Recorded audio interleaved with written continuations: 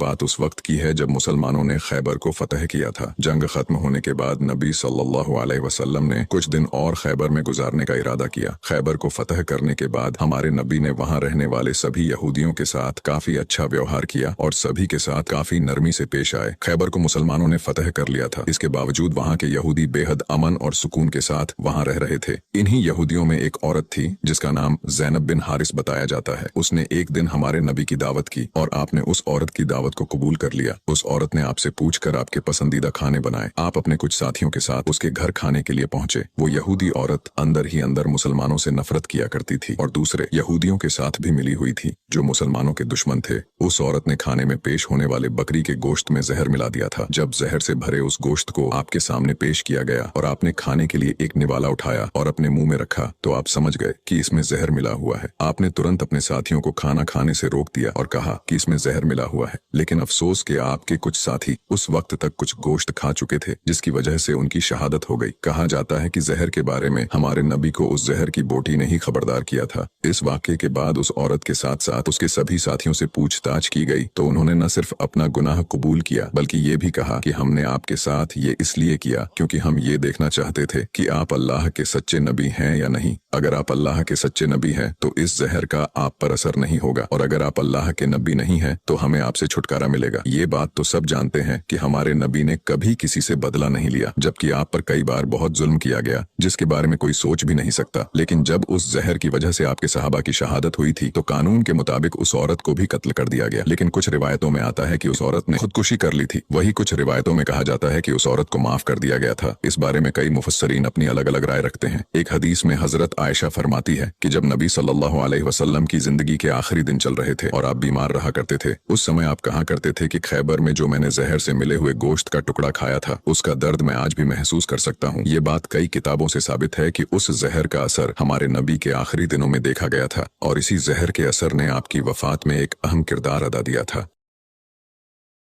हमारे नबी हजरत मोहम्मद सल्लल्लाहु अलैहि वसल्लम एक ऐसी हस्ती गुजरे हैं जिन्होंने कभी अपने दुश्मन को भी नुकसान नहीं पहुंचाया, लेकिन आपके दुश्मनों ने आप पर कई बार जुल्म किया और आपको नुकसान पहुंचाने की कोशिश की। एक बार ऐसे ही आपके एक दुश्मन ने आपको जहर दे दिया था। आखिर से वाकया कब पेश आया था और आप पर उस जहर का क्या असर हुआ था, ये सब हम आपको इसी वीडियो में बताएंगे।